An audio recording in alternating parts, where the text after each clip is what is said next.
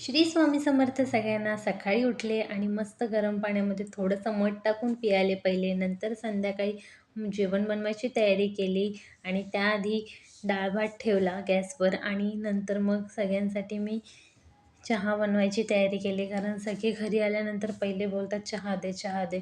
त्याच्यामुळे सगळ्यांना मस्त असा अद्रक टाकून चहा बनवला, स्वतःही पिला.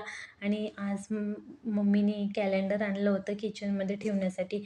खूप उशीर झाला कॅलेंडर लावायला, परंतु मम्मीने आज आणलं होतं. कारण किचनमध्ये आहे एक मोठं पण एक छोटं पण पाहिजे होतं, ज्याने येता जाता नजर पडेल. मग ते मी फ्रीजवर ठेवलं, जेणेकरून येताना जाताना आपण बघू शकतो. आणि त्याच्यानंतर मी डाळीला फोडणी द्यायला घेतली.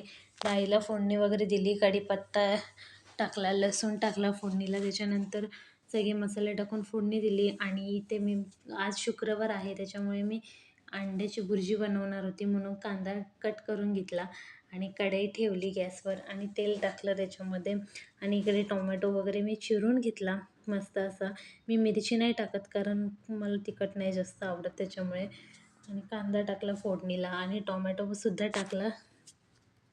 चांगलं मिक्स केलं दोघांनासुद्धा. त्याच्यानंतर मीठ टाकलं, सगळे घरातले मसाले टाकले आणि भुर्जी रेडी आहे. आणि मस्त भाकऱ्यासुद्धा करून घेतल्या.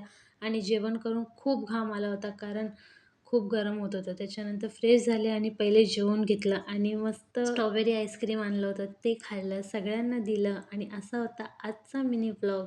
Bye bye.